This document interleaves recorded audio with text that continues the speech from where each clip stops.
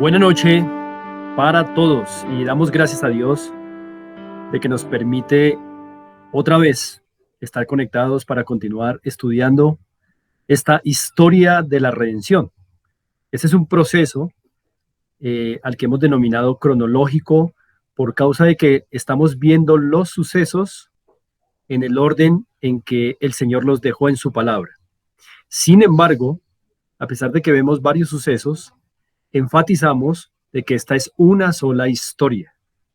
Todos estos sucesos van como anillitos rodeando un solo eje, y ese eje es la historia de la redención.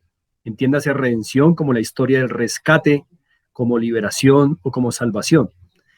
Y como vamos a ver cada vez con mayor riqueza, ese mensaje central o esa historia única tiene que ver con la redención en Cristo Jesús. Y creo que hoy va a ser un buen tiempo para añadir significado a estas dos lecciones anteriores que estamos viendo, y hoy se sienta, Dios mediante, un precedente importante para todas las lecciones que vienen y que constituyen, reitero, una sola historia, la historia de la redención en Cristo Jesús. La lección pasada estuvimos viendo la creación visible y la creación del hombre que fue hecho a imagen y semejanza de Dios. Con la creación visible, con la creación del hombre también, pudimos ver cómo el Señor se nos expuso, cómo se nos ha revelado como un Dios trino, como un Dios todopoderoso que puede crear de la nada, que a su voz las cosas llegan a su existencia. Eso es imposible para nosotros que somos criaturas. Se nos reveló como un Dios ordenado que fue dando productividad en un proceso, poco a poco, fue separando las cosas, lo cual implica orden. También se nos reveló como un Dios bueno. Recordemos esa firma al final de cada día en la que Dios ha dicho y vio él que era todo muy bueno. Así se nos fue revelando como un Dios bueno. Y también se nos ha revelado como el Dios que quiere que el hombre sobre la tierra sea el que refleje su gloria. Dios quiere mostrar su gloria en la tierra y quiere mostrarla de manera particular a través del hombre. Por supuesto que el Señor también muestra su gloria a través de toda la creación, pero de manera muy especial y muy particular, el Señor quiere mostrar su gloria en la tierra a través de el hombre. Por eso se dice del hombre y no de ninguna otra criatura que fue hecha a la imagen y semejanza de Dios. Es decir, fue hecho semejante a Dios. Y recordemos que esa semejanza de Dios tiene que ver con una serie de habilidades mentales, afectivas, volitivas, es decir, de la voluntad, tomar decisiones, y también con la moral. El hombre fue hecho un ser moral, fue hecho justo, fue hecho santo, conocedor del bien y de lo que es bueno, habilitado para hacer lo bueno. Y también pudimos ver cómo la creación del hombre es, por este hecho de que ha sido creado a imagen y semejanza de Dios, radicalmente, es decir, de raíz, diferente a todas las demás criaturas. Es decir, diferente también a los otros tipos de vida, la vida animal, que aunque es consciente, sí es racional, el hombre es racional, y es consciente también, pero es racional, y de la vida vegetal, que es inconsciente e irracional. Así que nosotros, los seres humanos, como criaturas de Dios, somos especiales por ese hecho. Hemos sido hechos semejantes a Dios, a su imagen y semejanza, y eso implica que somos nosotros y no otros seres, no otras criaturas, las que somos llamadas a reflejar la gloria de Dios sobre la tierra. Esto particularmente se vio en la forma en que Dios mandó al hombre a expresar esa imagen y esa semejanza para gobernar. Y para gobernar toda la creación se precisaba que el hombre fuera semejante a Dios para reflejar esa gloria de su gobierno, la gloria de su planeación, la gloria afectiva frente a la creación, la gloria racional para poder ejercer dominio sobre todas las criaturas. Así que el gobierno de la creación demanda capacidades raciocínicas, afectivas, volitivas, tomar decisiones.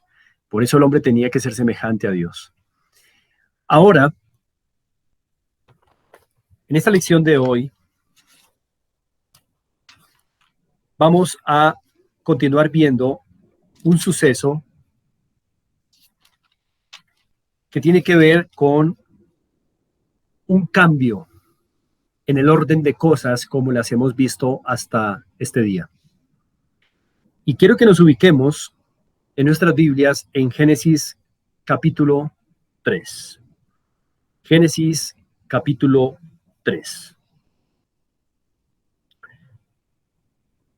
Si ustedes notan allí en sus Biblias, en Génesis 3, versículo 1, hay un pero. Es el primer pero que aparece en toda la Biblia. Y como ustedes saben, el pero es una conjunción adversativa o una conjunción de contraste. Es decir, que el pero une dos ideas contrastadas. En este caso, este pero tiene la función de relacionar y contrastar dos ideas. Una que viene hasta el verso 25, en donde todo es hermoso. El hombre y la mujer han sido hechos a imagen y semejanza de Dios, están desnudos, no se avergüenzan, eh, todo es santo, todo es puro, no hay muerte, no hay maldad, excepto en Satanás y sus ángeles, pero no en la creación visible. Todo es perfecto en la creación visible. Y ese pero va a contrastar porque esa perfección de la creación visible ahora se va a dañar por causa del pecado del hombre. Esto es una tragedia de dimensiones que aún no podemos entender plenamente. Y digo, es una catástrofe de amplísimas dimensiones al punto de que hoy estamos hablando de esto por causa de que hoy seguimos afectados por la caída de nuestros primeros padres, Adán y Eva, por la caída del primer hombre, de Adán. Y hasta el último hombre que exista va a vivir la enorme tragedia de la caída de Adán.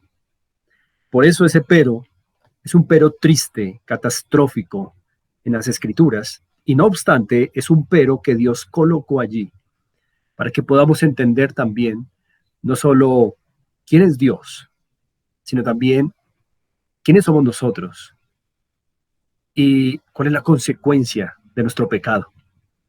Así que capítulo 3, verso 1 dice así: pero la serpiente era astuta más que todos los animales del campo que Jehová Dios había hecho, la cual dijo a la mujer: ¿con que Dios os ha dicho, no comáis de todo árbol del huerto?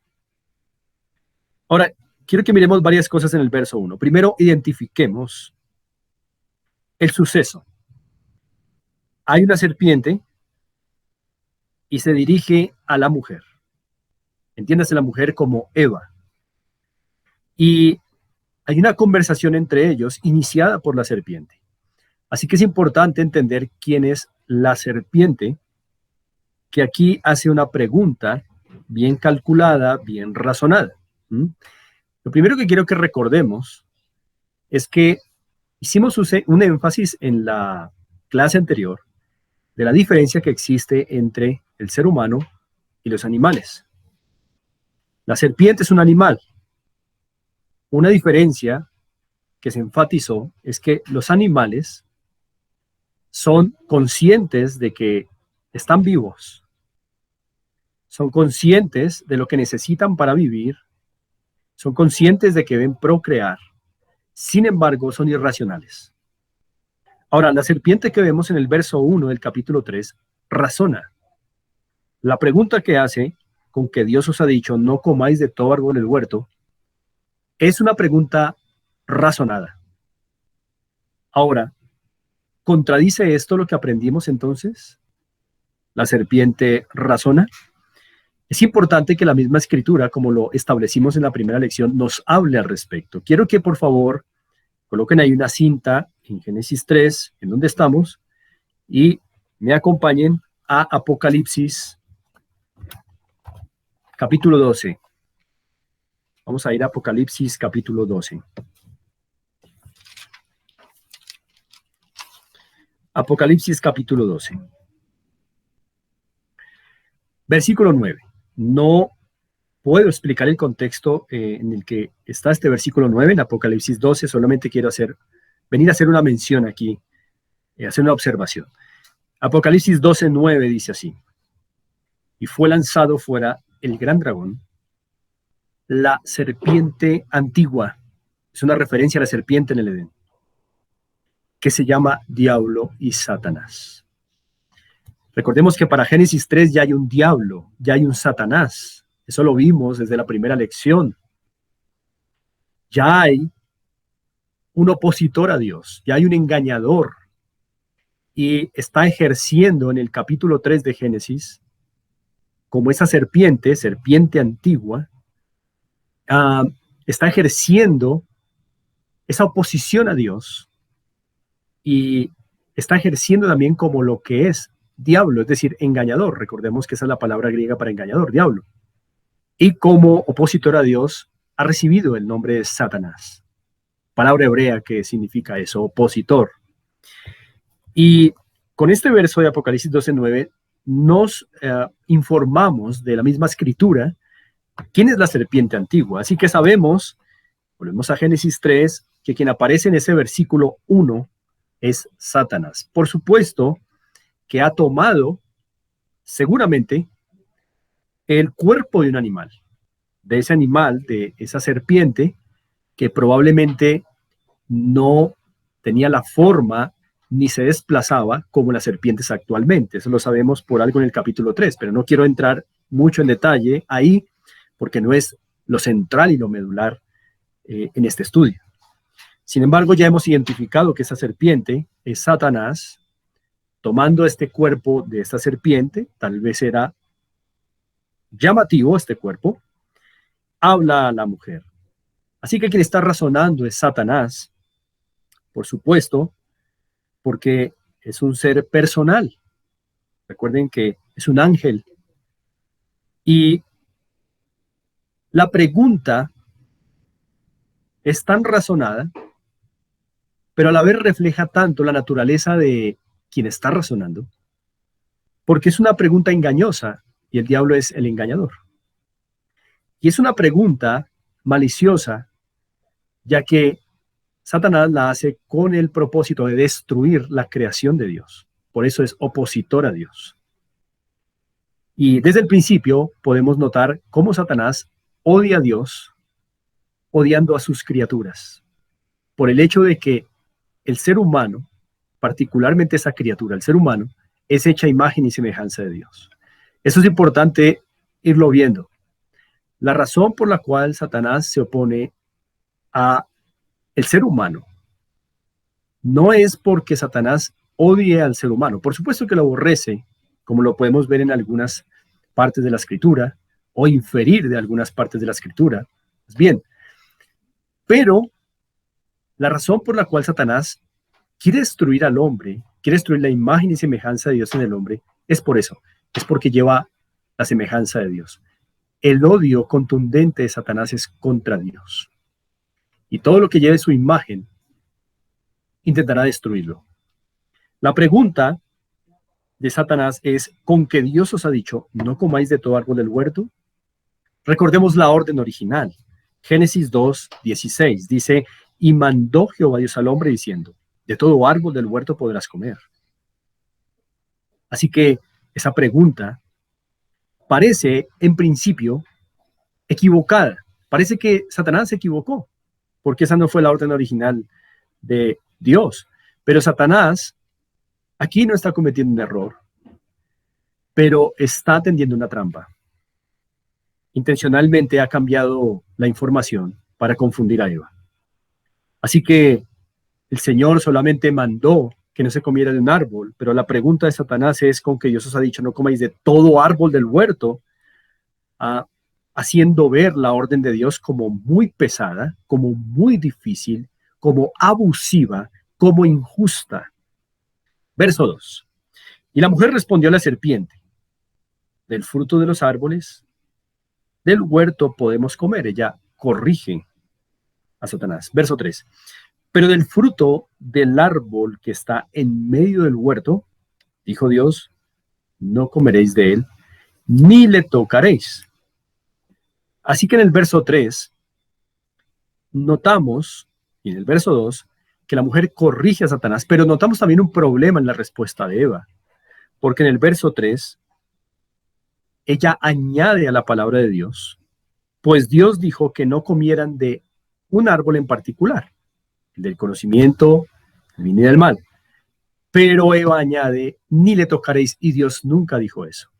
Podemos inferir que Eva ya empieza a reflejar cómo la afectó ese cambio en la pregunta que hizo Satanás. ¿Mm? Ni le tocaréis. Aumentó a la palabra de Dios, así como Satanás tergiversó la palabra de Dios. Y dice ella, ni le tocaréis para que no muráis. Versículo 4. Entonces la serpiente dijo a la mujer, no moriréis. Es interesante que Satanás lanza todo su veneno, todo su ataque en el verso 4. No lo hizo en el verso 1. Es hasta el verso 4 que Satanás lanza todo su ataque. ¿Y ese ataque qué consiste? En oponerse, recuerden Satanás, oponerse abiertamente a la sentencia de Dios. Dios dijo, morirán si comen de ese árbol, si desobedecen. Satanás dijo, no morirán. Ya no se trata de acomodar un poco la palabra de Dios, lo cual es peligroso, es terrible, sino se trata aquí de oponerse plenamente a la palabra de Dios. Dios dijo, morirán, Satanás dijo, no morirán. Pero interesantemente, Satanás, la serpiente antigua, no lo hace desde el verso 1, sino hasta el verso 4, cuando ya sugiero que se piense así, cuando ya Satanás detecta que Eva está algo confundida. Recuerden, ya ella habló de tocar, ya ella añadió a la orden de Dios, ya está confundida. Y es cuando Satanás puede botar todo su veneno, toda su trampa, no morirás o no moriréis. Verso 5, sino que sabe Dios que el día que comáis de él serán abiertos vuestros ojos y seréis como Dios, sabiendo el bien y el mal. Y quiero que por favor subrayen, por lo menos en sus mentes, algo en el verso 5 que es importante. Y seréis como Dios. Recordemos que precisamente el pecado de Satanás consistió en querer ser como Dios y por eso fue expulsado y castigado a una eternidad en el lago de fuego, aunque tal sentencia todavía está por cumplirse, pero ya está sentenciado. Dios allí se nos mostró como santo y justo, recordemos eso. Ahora lo que Satanás intenta es que el hombre aspire a lo mismo que él aspiró, porque Satanás sabe que si el hombre aspira a lo mismo que él aspiró, va a tener el mismo resultado que él tiene, y es ser condenado eternamente, separado de Dios, muerte eterna. Y por eso le tienta diciéndole, seréis como Dios, seréis como Dios. Y eso es lo que queda en la mente de Eva, versículo 6. Y vio la mujer que el árbol era bueno para comer y que era agradable a los ojos y árbol codiciable para alcanzar la sabiduría. Ese para alcanzar la sabiduría implica que a ella le quedó fijo el seréis como Dios. Esa mentira de seréis como Dios es la mentira preferida de Satanás en todos los tiempos. Hoy,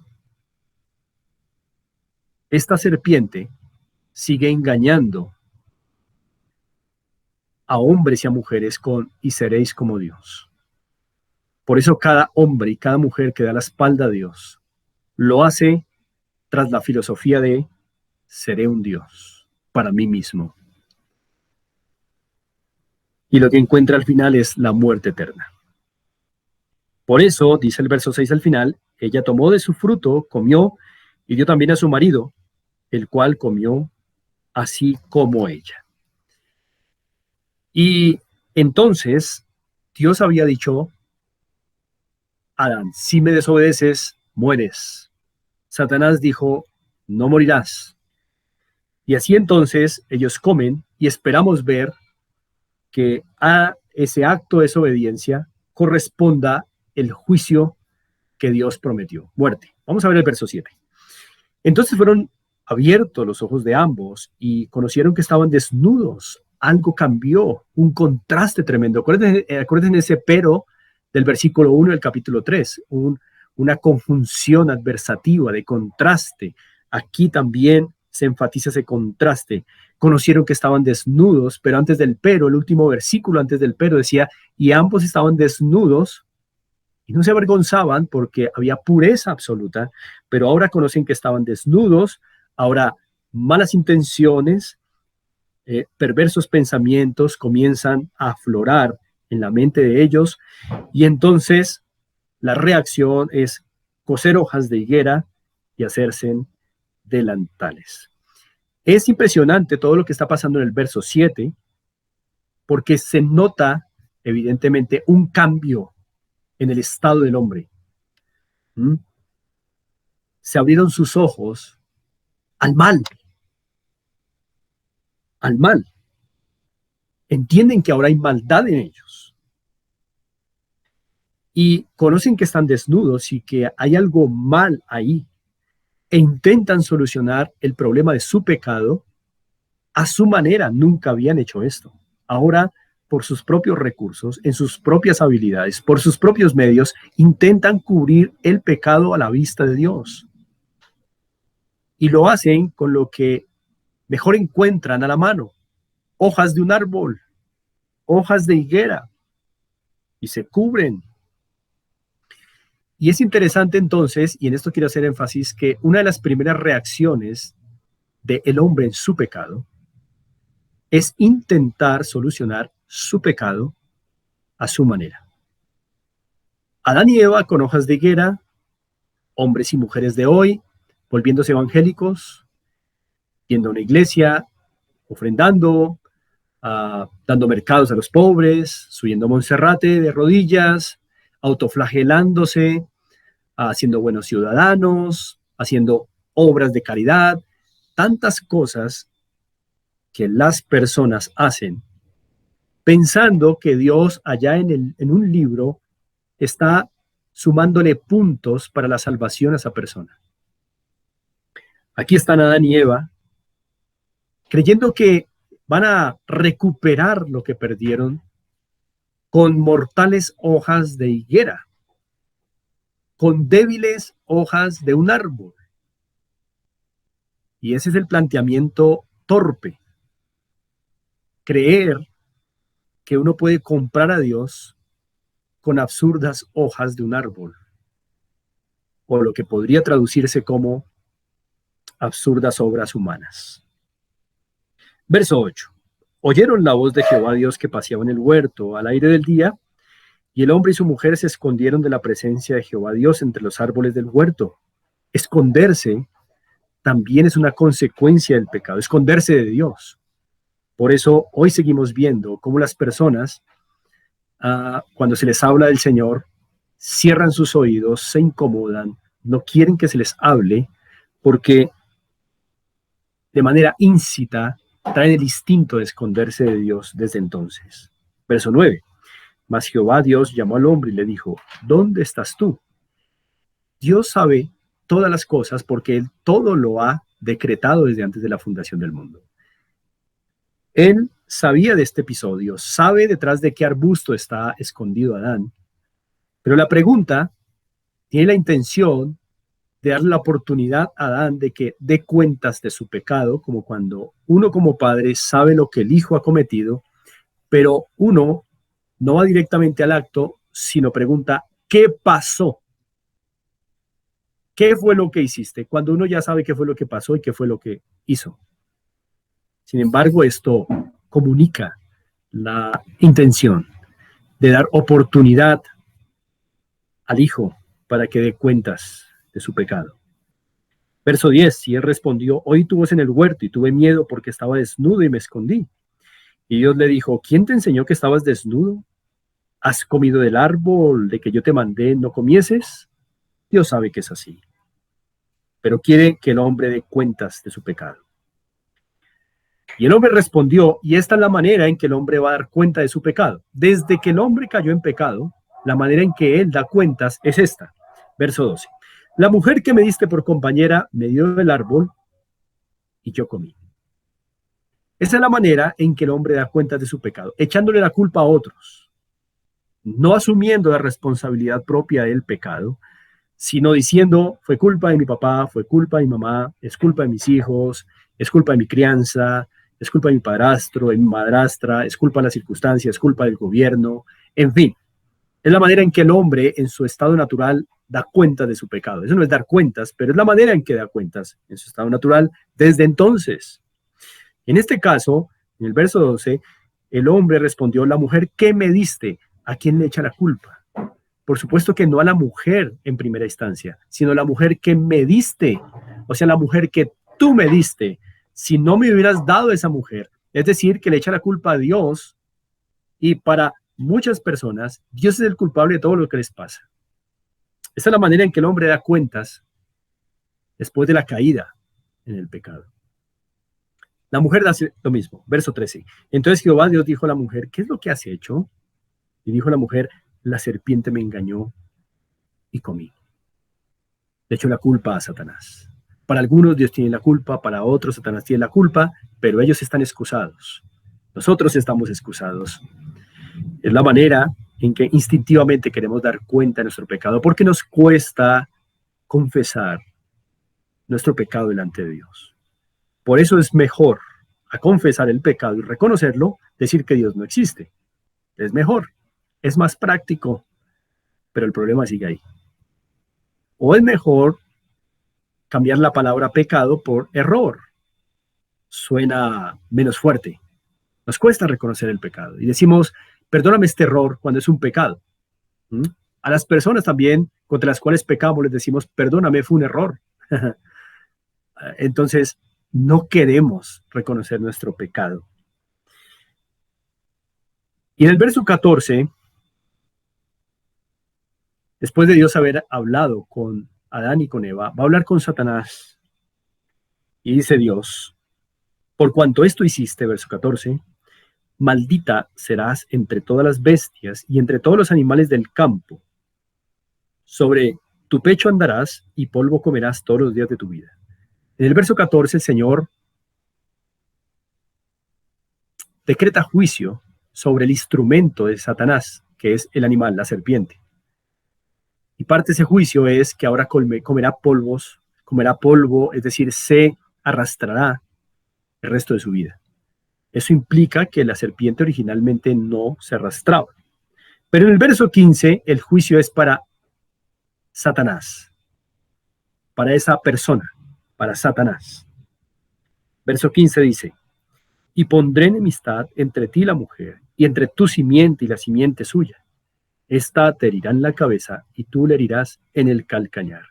Y aquí entonces es necesario detenernos, porque llegamos a un punto clave de esta lección en esta noche. Hasta aquí no hemos visto que el hombre muera. Entonces, ¿tenía Satanás razón? De ninguna manera. Lo que ocurre es que es importante que entendamos el concepto morir desde la escritura. Y la palabra muerte en la escritura, como habíamos ya advertido en la clase anterior, significa separación. Separación. Muerte significa separación. Por eso cuando una pareja se separa, se habla de que hubo muerte de la relación, porque hay separación. La palabra muerte significa separación.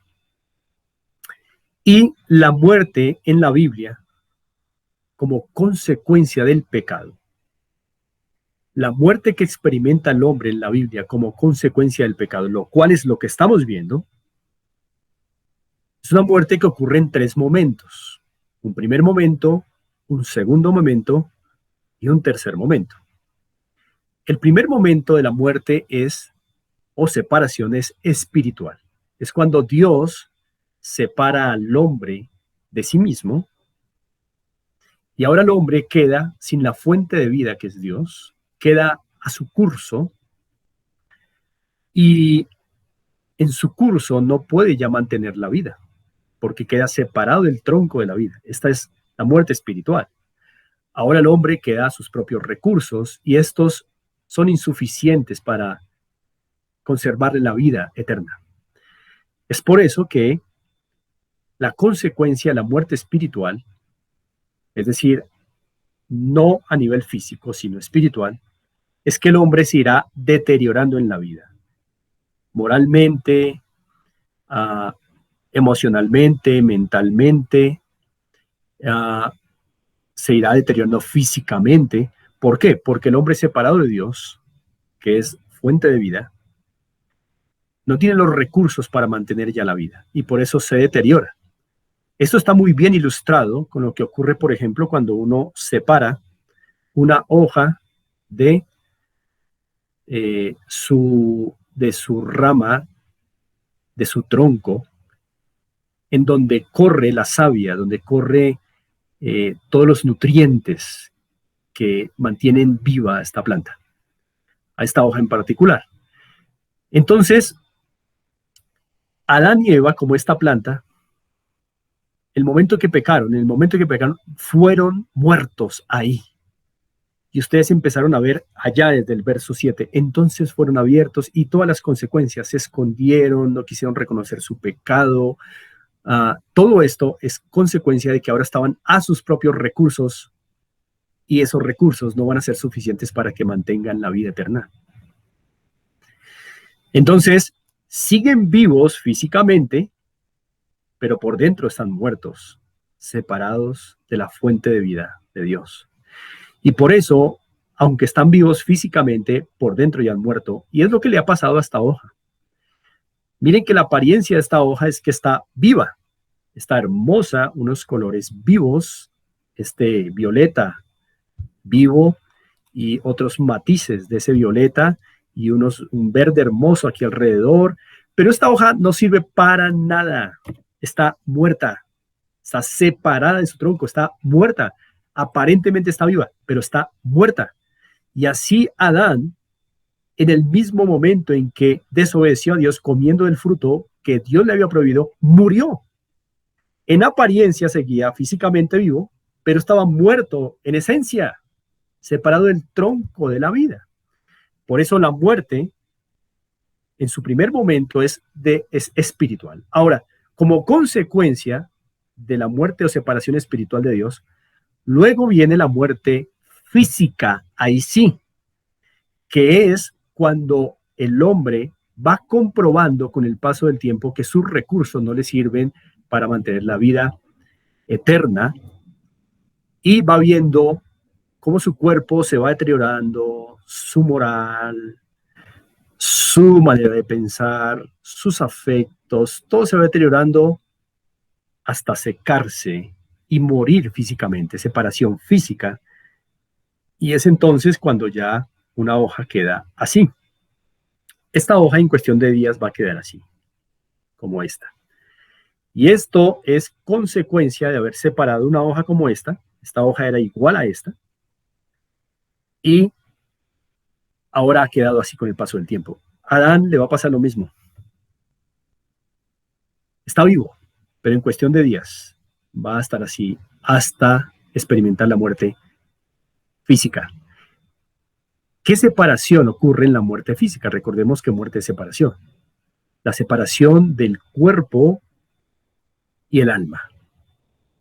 El cuerpo va a la tumba y el alma del hombre sigue viva, pero ya sin el cuerpo. Por tanto, esa alma no es apta para la vida en la tierra y va a otro lugar. ¿Mm? La vida del hombre sigue con el alma, pero ya no en un cuerpo apto para estar en la tierra, por eso va a otro lugar. Y así entonces el hombre muere desde el primer momento en que peca. Muerte espiritual, primer momento de la muerte, y muerte física, segundo momento de la muerte, como consecuencia de la muerte espiritual. Recordemos, el hombre separado de su tronco de vida, que es Dios, ya no tiene recursos personales para mantener vida eterna, y por eso poco a poco se irá marchitando hasta ser una triste evidencia de que no tiene recursos ni habilidades personales para la dicha eterna, para la felicidad eterna. Termina así. Ahora, como el alma queda viva para siempre, el alma jamás muere, el segundo momento de la muerte lleva al tercer momento de la muerte inmediatamente, y es la muerte eterna, que es cuando el alma va a un lugar de tormento separado de Dios para siempre, sin poder volver. Y esto lo vemos claramente en las Escrituras, y ya sabemos qué lugar es. Vimos que Dios ha preparado un lugar de tormento para Satanás y sus ángeles, y vimos en Mateo 25:41 que hay hombres que también van a ir allí. Quiero que miremos dos pasajes. Nuevo Testamento, vamos a Mateo capítulo 25, Mateo 25, y leemos el versículo 41. Mateo 25:41.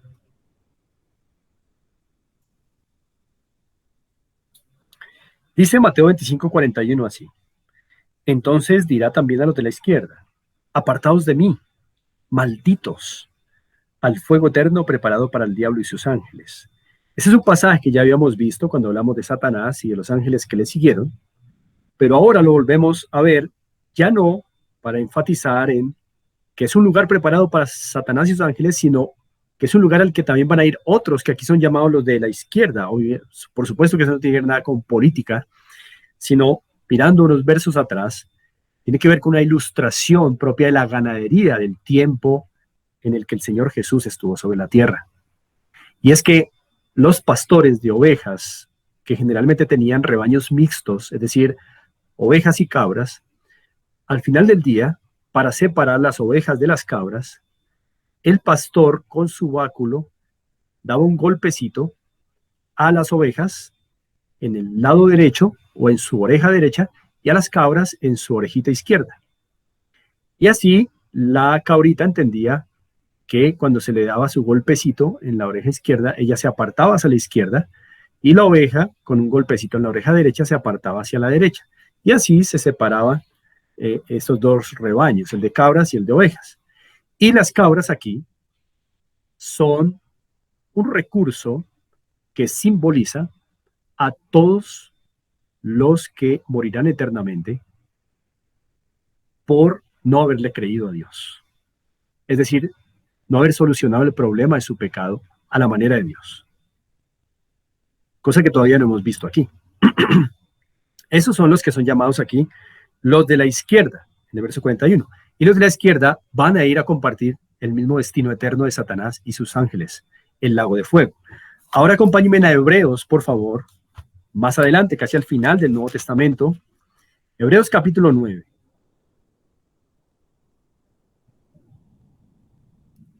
Hebreos capítulo 9.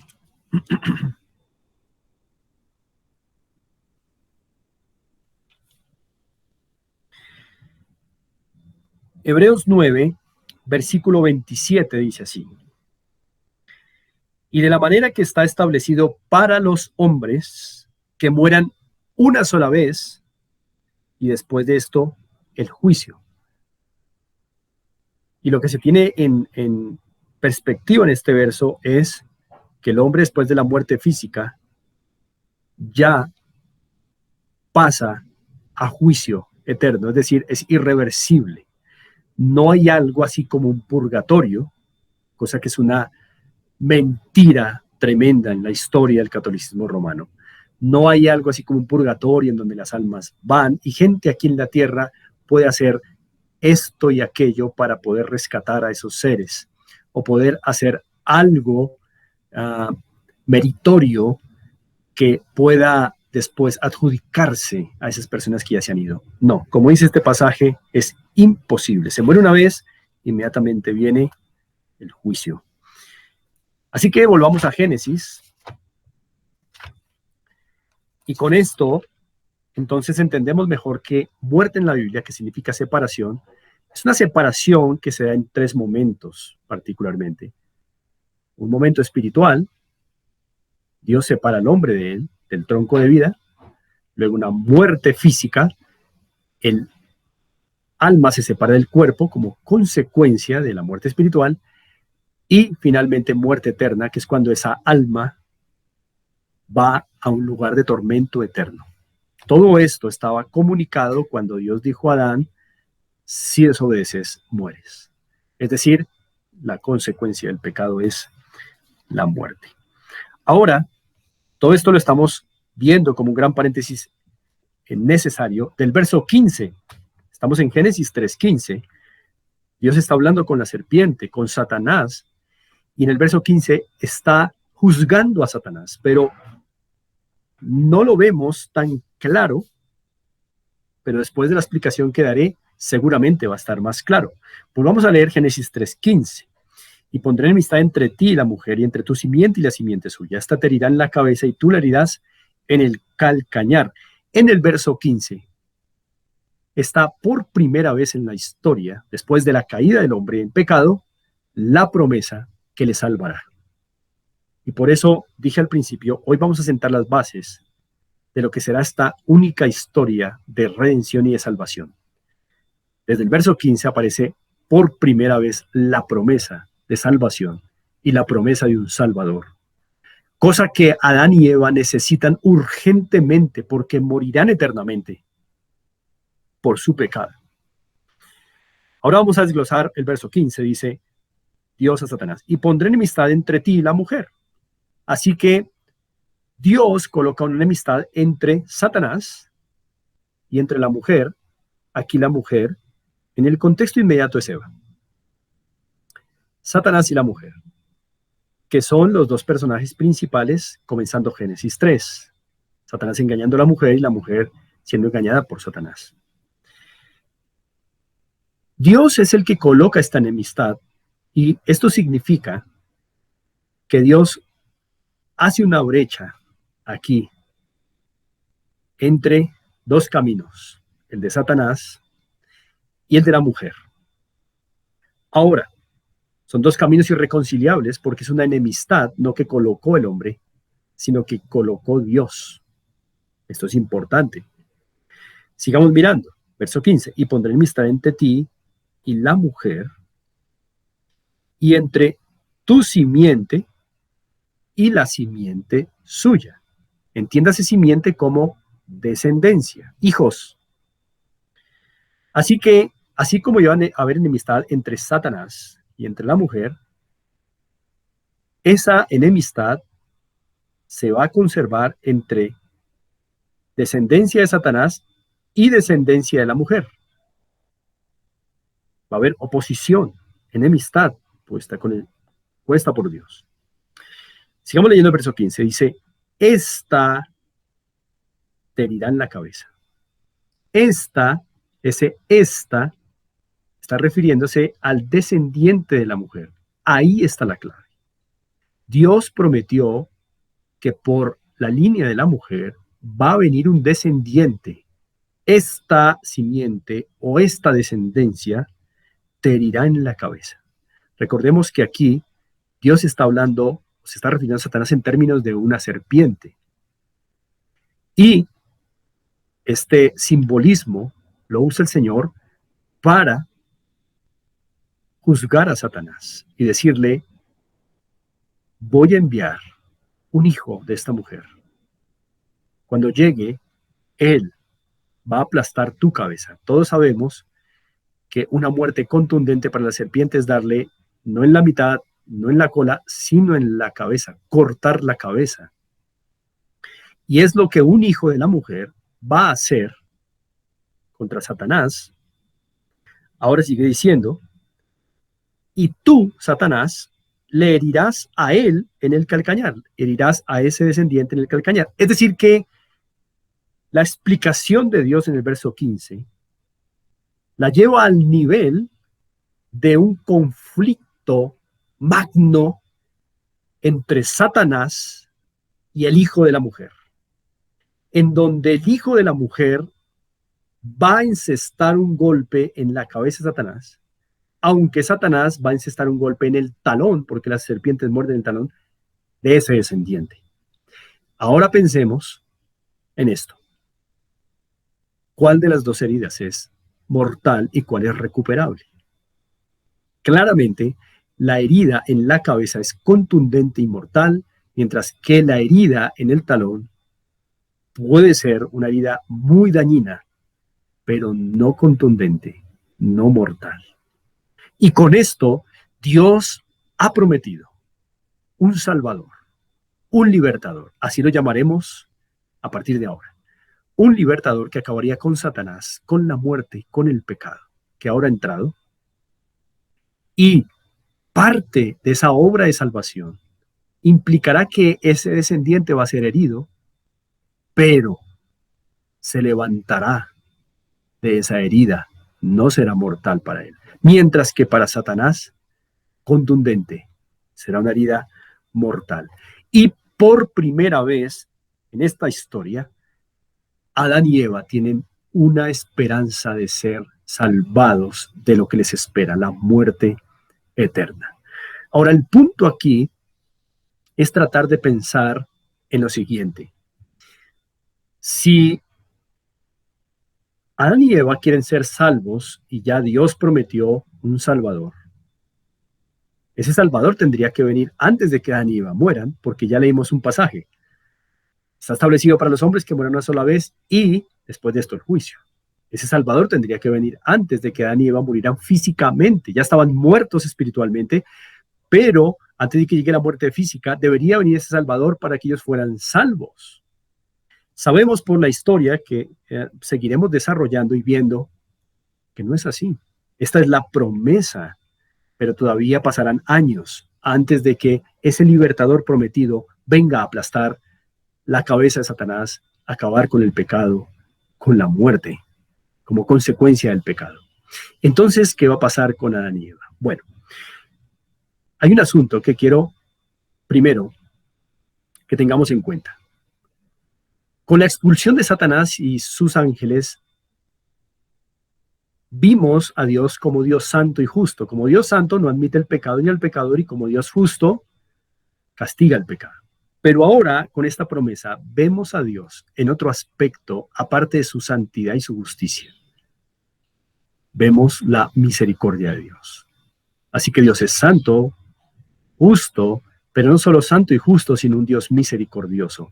Es decir, un Dios que provee al hombre lo que necesita. Provee al hombre lo que necesita. ¿Mm? No le da lo que merece, en este caso a Adán y Eva, por su misericordia, ya que da una posibilidad de salvación, un libertador prometido. Pero sigue la cuestión pendiente. ¿Cómo será esto si ese libertador, sabemos, todavía se tardará en venir, aún más allá de la muerte física de Adán y Eva? Por eso es importante mirar también el versículo 21 de Génesis 3. Vamos a ir a Génesis 3, 21. Dice Génesis 3, 21. Y Jehová Dios hizo al hombre y a su mujer túnicas de pieles y los vistió. Magnífico. Recordemos que antes de Dios dar la promesa de salvación por un Salvador, por un libertador, por un hijo de la mujer, Adán y Eva se habían vestido de hojas de higuera tratando de solucionar su pecado a su manera. Pero lo que vemos en el versículo 21 ahora es que fueron rechazados por Dios en esa forma que ellos inventaron, idearon para acercarse a Dios a su propia manera y con la intención de solucionar su pecado. No solucionaron nada. ¿Mm? Y sabemos que Dios los rechazó por una palabra en el verso 21 y es, y los vistió. Bueno, ya estaban vestidos. ¿Cómo es que Dios dice que los vistió? Más adecuado sería decir, los volvió a vestir. No, los vistió, porque a los ojos de Dios estaban desnudos todavía. Aunque ellos se cubrieron pensando infantilmente que habían solucionado su pecado, Dios los ve desnudos todavía y les enseña su rechazo, vistiéndolos. Les enseña que no aceptará la solución de un pecador, por muy ingeniosa que sea, porque no puede el hombre salvarse a su manera, solamente a la manera establecida por Dios, y Dios no dijo que las hojas de higuera salvan, como jamás ha dicho que ser buen vecino, que ser buena persona, o ser evangélico, o ser de tal religión, salva, como piensan muchos. Así que fueron rechazados por Dios, pero a la vez fueron aceptados, pero por otro método, por otro medio, el provisto por Dios. Pieles para el hombre y la mujer, túnicas de pieles para el hombre y la mujer. Queda implicado aquí el hecho de que Dios despellejó animales. Así que la primera muerte en la creación física la practicó Dios. Mató animales inocentes para vestir hombres pecadores. Dios sacrificó inocentes animales para cubrir pecadores. No fue el hombre haciendo esto, ni pasó por su mente, pero Dios enseñó al hombre cómo es que pueden acercarse a Dios, ser aceptados y obtener perdón de Dios.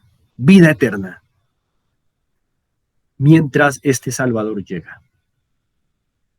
Es probable que estas pieles hayan sido pieles de corderos. Y lo que Dios está enseñando entonces a Adán y Eva es que ellos no pueden ser salvados por sí mismos, por sus hojas de higuera, por sus propios medios, por sus propios métodos, por sus propias ideas, por su imaginación. Quedan totalmente rechazados en ese modelo de acercamiento, en ese método de acercamiento. Pero Dios los acepta en su metodología. Les instruye en cuanto a cómo el hombre puede ser aceptado por Dios y perdonado y tener vida eterna. Y es, ya vimos, a través de un descendiente de la mujer, un libertador. Pero mientras llega, aquí está, Dios les cubre de pieles inocentes para que estos pecadores ya no luzcan a los ojos de Dios como pecadores, sino como inocentes. El simbolismo es claro. Cuando ellos tienen pieles de animales, ahora Dios, ¿qué está viendo? Está viendo ovejas inocentes, no está viendo terribles pecadores, está viendo ovejas inocentes en los pecadores. Pero a costo de que inocentes han muerto y han derramado su sangre. Y claramente esto es simbólico, significativo, con respecto a esa promesa que se hizo en Génesis 3:15. Dios dijo que el libertador recibiría una herida, aunque se levantaría de ella. De tal manera que mientras el libertador llega, Dios ha enseñado ahora al hombre que esperando en ese libertador, van a tipificar lo que ese libertador va a hacer, van a simbolizar lo que ese libertador va a hacer en el futuro a través de derramar sangre de animales inocentes a favor de ellos, para que esa sangre inocente reciba el juicio por el pecado, que es la muerte, y los pecadores queden absueltos de la muerte. Y toda vez que el hombre pecador desde entonces quiera acercarse a Dios para obtener el perdón y la vida eterna, debe acercarse con fe en el libertador venidero, lo cual implica fe en Dios, sacrificio y derramamiento de sangre, es decir, un sacrificio que implique derramamiento de sangre. Y entonces, esos tres elementos son muy importantes en esta historia para aquellos que quieren ser salvados, esperando con fe en el libertador y tipificando lo que ese libertador haría en el futuro, que sufriría por los pecadores, pero su vida perfecta cubriría el pecado del pecador. Y así el juicio caería sobre ese inocente y el pecador quedaría absuelto. Y entonces en Génesis 3:21 encontramos de manera preciosa y maravillosa por primera vez y de manera práctica lo que el hombre debe entender sobre su salvación. Que el inocente